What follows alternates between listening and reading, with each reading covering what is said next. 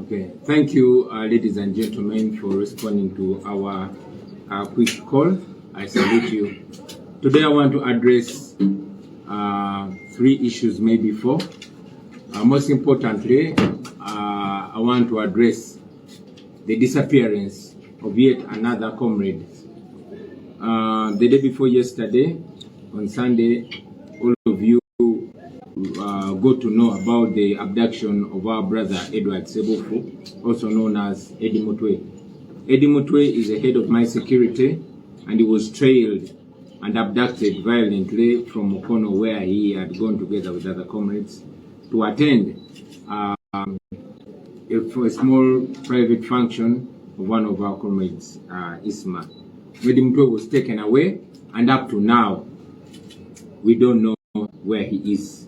The police, as usual, has come out to deny having him, just like they denied having Nyanzi, just like they've denied having many of our comrades in the past.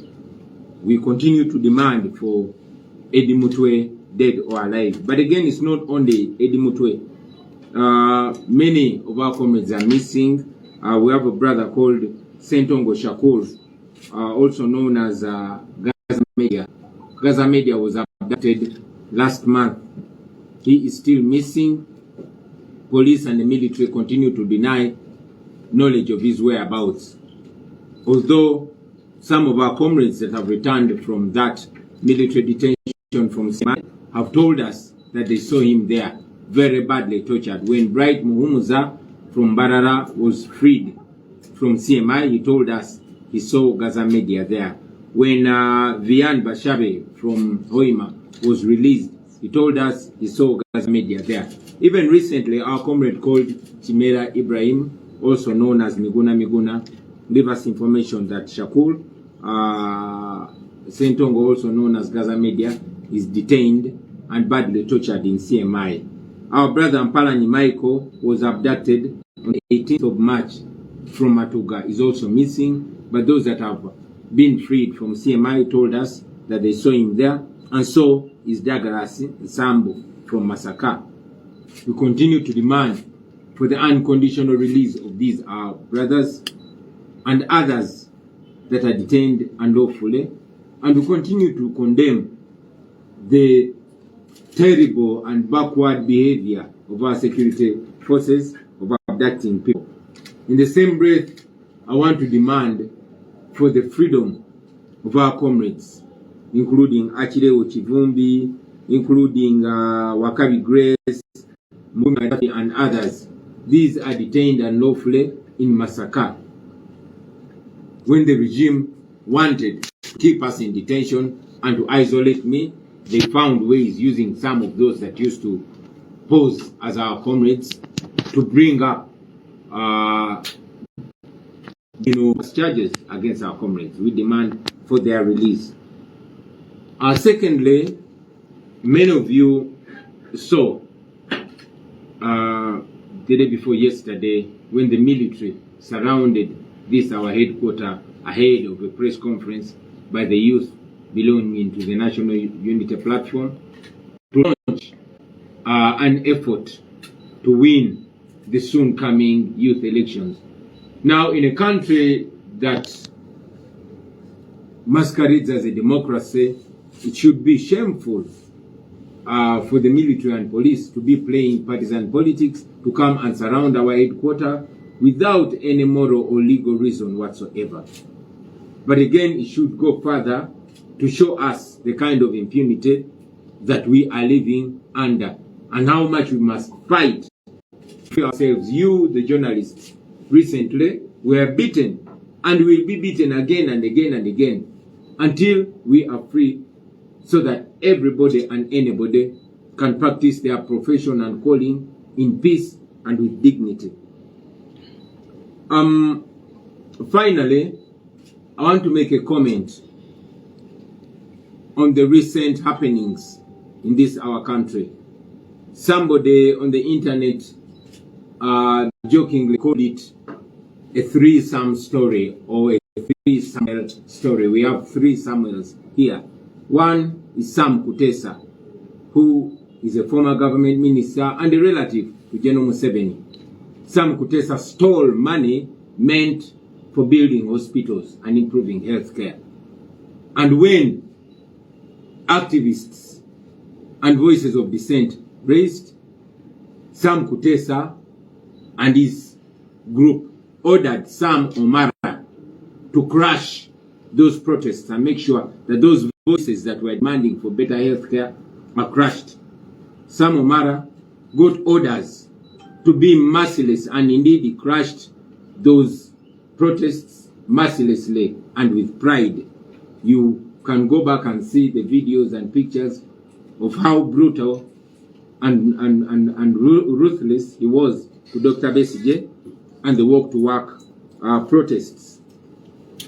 Just a short while later, Sam Kutesa and Sam Omara got cancer. Sam Kutesa, using taxpayers' money, went for world-class treatment in Germany, where he himself told us he was undergoing treatment for 6 months. You can imagine how much of taxpayers' money he was spending every day. Sam Omara had no option but to go to the rotten hospitals, and he went to Mulago Hospital. As all of us watched the misery that was ongoing, Sam Omara, because he was in a rotten healthcare, he rotted away. I can imagine what was going on in his mind when he's lying in those smelly hospital wards, where he had to buy his own gloves, buy his own medicines. I can imagine the kind of regret and disappointment that was going on in his mind. And as expected, our hospitals are death traps. Sam Omara died of cancer at stay. But again, as expected, where there's better health care, Sam Kutesa at 80 survived cancer. And on the same day of the death of Sam Kutesa came back and built, yes, your guess is as good as mine, hospitals can wait. What was important to him? Build a church. But that is not the end of the story. There's a third Sam. This is not even a Ugandan. His name is Sam Leeds.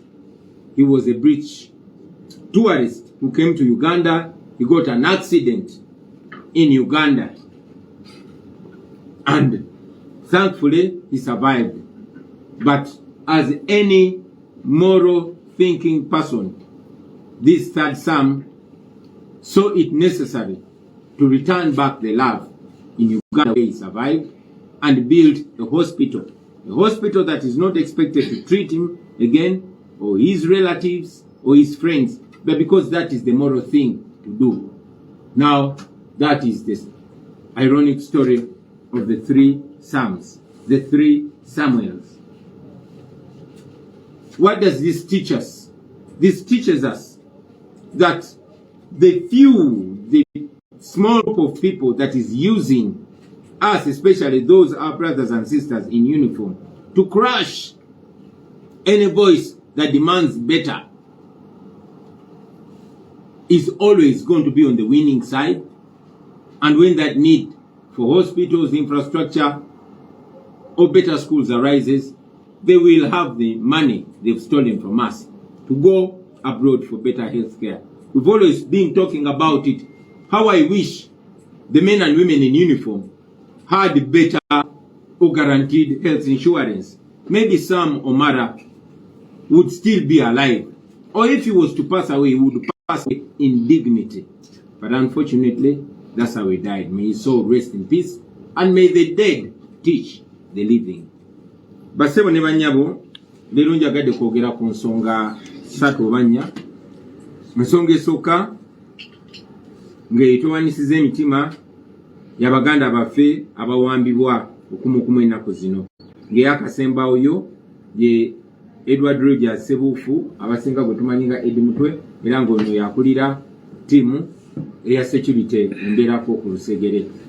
Eddie Mutwe yawambiddwa ku lunaku lwa Sunday nga wambibwa emotoka za drone n'abasajja ababadde mu uniform ez'amagye ng'abalala tebali mu uniform naye nga bambalidde mundu era bamutwaddemu ezo emotoka eza drone nga babadde bakulemberwa oyo musajja atera okutambula nga nnondoola gwe bayita muhumusa. Eddie Mutwe na buli kati tetumanyi wa gyali. Poliisi yamweganye nga bwetera okukola bulijjo nga bwe yeegaana Nyanzi nga bwe yeegaana abalala bonna paka nga bamaze okubata Eddie Mutwe era poliisi n'amagye bamweganye. Eddie Mutwe si ye yekka nga 18 omwezi guno gwakago ogwokusatu bawamba muganda waffe gwe bayita Mpalanyi Michael bamujja matugga. Bawamba muganda waffe kunaku lwe lumu gwe bayita Ssentongo Shakur okuva ejjinja abangi tumanyi nga Gaza Media ne bawamba ne muganda waffe okuva Masaka gwe bayita Douglas Nsambu. Bano bonna poliisi n'amagye babeegaana naye abo ababadde mu buwambe abateebwa okuva ku CMI nga Bright Muhumuza okuva Mbalala nga Vian Bashabe okuva Hoima nga Kimera Ibra gwe tumanyi nga Miguna okuva Masaka bavayo ne batugamba baabalabako naddala ono Ssentongo gwe bayita Gaza Media bategeeza nti bamukuba nnyo yewalula bwewaluzi oba oliawo yensonga lwaki bakyamwegana nga bwe basooka okuneegana nga bamaze okuntulugunya. Tubanja baganda baffe bano twagala bateebwe embagirawo naye ekyo kyongera okulaga bannayuganda bonna abatemu abafuga ensi yaffe na lwaki tulina okulwana okubeetaggululako. Mu mbeera emu njagala okwogera ku baganda baffe abali mu makomera nga Akirewu Kivumbi nga Wakabi Grace nga Mugumya Gaddafi n'abalala abasibiddwa mu bumenyi bw'amateeka. Babawamba drones ezabawamba ne basooka ne babula okumala ennaku ne bamala ate ne babatwala Masaka ne bagamba nti balina emisango egyabagulwako abo abaali bakolagana naffe. Ne weebuuza nti omuntu wa opposition bw'aba n'okwemulugunya ku mulala oba bw'aba ne gwatakwatagana naye amusindikira drone amusindikira ba SFC era enkwatagana eyo yavaawa. Anyway, tubanja baganda baffe kuba tumanyi tebalina musango. Kino kigenderere Museveni akikozesa buli twalira okulonda ayagala okundika obwana munigina atiise ng'awamba n'okutulugunya kabe kasinge n'okutta abo abanneetoolodde. Tubanja baganda baffe mu ddoboozi lirimu tubanja ne baganda baffe abali mu kkomera abakyalemeddeyo awatali musango ba Machete Yasini ba Sheriff Kalanzi ba Umaru Kato n'abalala bangi. Tubabanja era twagala babatuuti kuba tebalina musango. Abasinga ku bo basindikibwayo kooti y'amagye naye ate kooti ensukulumu yavaayo n'esalawo kooti y'amagye abantu beesibye basibye mu bukyamu abatali basirikale naye olw'obumenyi bw'amateeka bakyali mu makomera awatali musango ate awatali tteeka lyonna libasindiseyo oba kooti yonna eri mu mateeka kuba kooti masho teri mateeka mu kuvunaana abantu abatali basirikale. Gavumenti yemu mwalabye okwosajjo yebulunguludde ekitebe kyaffe kino n'ekiwamba nga egezaako okulemesa abavubuka ba NUP okola olukuŋŋaana bannamawulire okulonkinga oba okusosotola enteekateeka ey'akalulu ak'abavubuka akali mu mateeka. Ekibiina kyaffe kiri mu mateeka naye kubanga batufuga bamenyi b'amateeka ate batutya nnyo kati bafuba nnyo okulemesa protest vote. Njagala okusinziira wano okussaamu abavubuka bonna amaanyi mu organizinge mu ngeri yonna yonna mumanyi engeri gye tukikolamu mu organizinge mu Robert style tujja kusinkana ku kitebe naye ate tusobola n'okusinkana ewalala wonna wonna so temubeera stop abatufuga banafu ate batitizi ate bakadde bali out to date. So do your things in a youthful way. Don't be intimidated. These are signs of fear, not signs of strength. So keep going, brothers and sisters. Ensonga esembayo era nga yibadde eyogerwako mu ggwanga nga yeewuunyisa y'abasaamu abasatu oba basamwiri abasatu ng'asooka ye Saamu Kuteesa wokubiri ye Sam Omara, owokusatu ye Sam Leeds mu Bungereza. Sam Kuteesa yali minisita wa Museveni era sezaala wa mutabani wa Museveni Mozi. Sam Kuteesa yabba ssente ezaali ziina okuzimba amalwaliro ne kubanga alina oluganda ku Museveni ate kubanga eno gavumenti yababbire ku mababbi. Sam Kuteesa bannayuganda naddala abaali batukulembera mu nkyukakyuka mu kiseera ekyo ne basula amaloboozi ne bateekawo okwekalakaasa nga babanja ssente ze zaalina okuzimba amalwaliro zikole gwa kuzimba amalwaliro so zikubbibwa Sam Kuteesa ne banne. Nye Sam Kuteesa ng'ali wamu n'abo banne bwe bali mu buyinza baasindika Sam Omara ne bamugamba agenda akkakanye era crashinge era alinnye ku kwekalakaasa okwo asirise n'amaloboozi gonna agali gagezaako okayanira ebyenzijanjaba ebirungi era ne bamulagira aleme kubeera na kisa abeere mukambwe ennyo eri abo abagezaako okayanira enkyukakyuka. Sam Omara yakola ekyo era kikola mu kweyagala okw'amaanyi. Mujjukira effu yakola ejjoogo lye yakola naddala ku Dr. Kizza Besigye n'abo abaali bakola ze bayita walk to work protests. Bwe kityo bwe kyagenda naye waayita emyaka mitono nnyo Sam Kuteesa n'alwala kansa ne Sam Omara n'alwala kansa. Jjukira Sam Omara yali mu myaka 6, Sam Kuteesa agenda mu 8. Naye Sam Kuteesa kubanga ssente ez'omusolo zabbye ennyingi nga tetakwatibwako yezikozesa n'agenda ejjamani gy'amaze emyezi 6 ng'ajjanjabibwa ku bbeeyi ey'ekika ekya waggulu ku ssente z'omusolo empitirivu okumala emyezi 6 kiteeberezebwa nti ssente zakozesezza okwejjanjaba ziyinza n'okuzimba eddwaliro. Naye kubanga Uganda gye tulimu Sam Kuteesa n'agenda eyo. Mu kiseera kye kimu ye Sam Omara nannyini kukakkanya abo abaali bakayanira ebyenzijanjaba ebirungi yali talina kyakkola. Sam Omara yalina okugenda emulago mu malwaliro ago agasesebbuse era nkuba akafaananyi yali alowooza ki nga yeebase ku kitanda nga yalina okwegulira eddagala kuba teririyo mu ddwaliro, yalina okwegulira gloves abasawo bamukolako lwe baagadde kuba tebasasulwa. Nfumitiriza ki kye yali alowooza nga ali mu kitanda ekyo ekyemulago mu ddwaliro eriwunya mu mbeera esesebbuse nga naye akiraba. Alina okuba yalowooza ku bye baamukozesa n'ekiseera ekyo nga yeerabiddwa nga takyalowoozebwako ng'era bwe bakola kubanga omulimu obwetaavu bwe bwali buwedde kati nga banoonyayo mulala. Era nga bwe kisuubirwa nti amalwaliro gaffe mafiiro. Sam Omara ekyennaku n'afa ku myaka emito bwe gityo. Naye era nga bwe kisuubirwa ku bujjanjabi obulungi Sam Kuteesa n'awona kansa era n'akomawo. Kyawuniikiriza bannayuganda bwe yakomyewo okulaga okusiima kwe